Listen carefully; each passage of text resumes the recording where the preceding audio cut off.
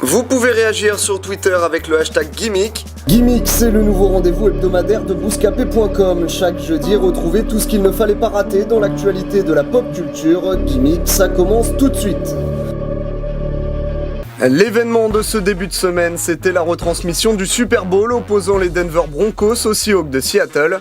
Plus de 111 millions d'Américains ont suivi le show avec un pic de 115,3 millions de téléspectateurs à la mi-temps qui ont pu assister à la prestation de Bruno Mars. Sur la toile, cette fois, 25 millions de tweets ont été échangés durant le spectacle et enfin plus d'1 milliard de litres d'alcool auraient été consommés. Formidable! Le Super Bowl est aussi un moment incontournable pour l'industrie d'Hollywood qui a pour habitude d'y présenter ses créations à venir dans des spots exclusifs.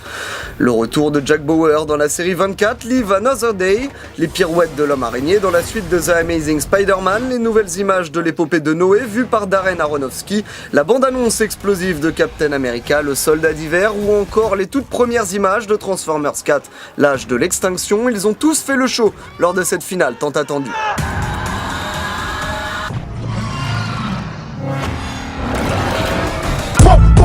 Fort du succès des éditions précédentes, le Wicked One Tournament reviendra pour la 4e fois le 15 février prochain. 8 combattants s'affronteront dans une compétition à élimination directe. Le tournoi se déroulera à la salle Max Rousier dans le 17e arrondissement de Paris.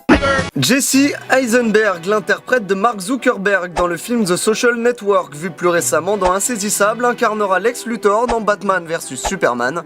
L'annonce officielle a été faite par la Warner, un Lex Luthor résolument plus jeune que ses prédécesseurs qui n'a pas manqué de déchaîner les passions sur la toile.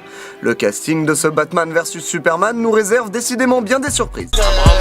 Plus de 32 millions d'exemplaires de GTA V vendus à travers le monde depuis sa sortie, 1,86 milliard de dollars de chiffre d'affaires pour Take-Two Interactive, la société éditrice du jeu. Quant aux bénéfices, ils sont estimés à plus de 578 millions de dollars, des chiffres qui donnent le vertige. Nike a récemment donné carte blanche à Riccardo Tisci pour revisiter les indémodables Air Force One, l'occasion pour le directeur artistique de Givenchy de laisser libre cours à ses aspirations sportswear. Pour cette édition haut de gamme, le styliste italien a choisi d'associer l'esthétique tribale à l'audace streetwear, un mélange insolent disponible à partir de 165 €.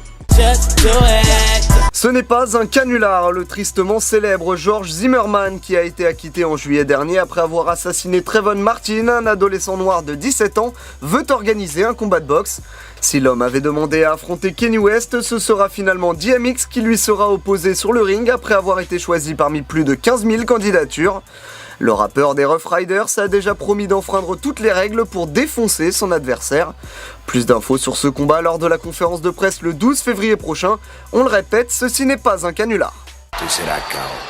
Le réseau social Facebook, créé par Mark Zuckerberg, le geek le plus célèbre de la planète, vient de souffler sa 10e bougie. Facebook compte aujourd'hui près d'1,23 milliard d'utilisateurs et si les internautes devraient être nombreux à fêter l'anniversaire de leur réseau social préféré, ils ne devraient pour autant pas partager le juteux gâteau pesant plus de 15 milliards de dollars.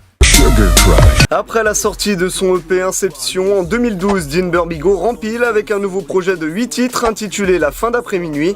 Disponible à la vente depuis le 3 février 2014, le MC de l'entourage a récemment dévoilé le clip Je résiste, mis en image par Valentin Petit et sur lequel on retrouve le Perpignanais Némir au refrain. Tirer une taf ou deux, parfumer le maire au cannabis. Vie où les types font pas la fête et où les schnecks font pas la bise.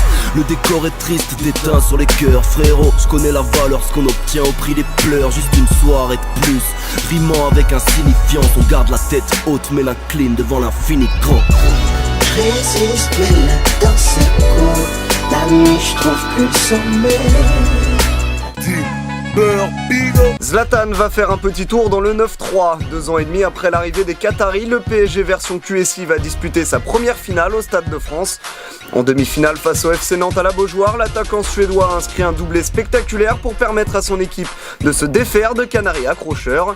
En finale de la Coupe de la Ligue, le PSG affrontera l'Olympique Lyonnais le 19 avril prochain. Le volatile est à la mode après l'icône mondiale qui est devenue l'oiseau de Twitter ou encore le phénomène Angry Bird. Découvrez maintenant Flappy Bird. Disponible sur iPhone et Android, Flappy Bird est le nouveau jeu addictif qui crée le buzz. Il est actuellement téléchargé 2 à 3 millions de fois par jour. Le concept est simple, il faut tapoter sur l'écran pour faire voler un oiseau entre des tuyaux. Ça paraît simple dit comme ça, cependant il faudra s'armer de patience pour ne pas péter les plombs. les aigles ne volent pas avec les pigeons. Je n'aurais pas dû agir comme ça, je m'excuse et je suis désolé pour les 3 arbitres. Ils sont là pour essayer de faire leur travail et je n'aurais jamais dû dire ce que j'ai dit.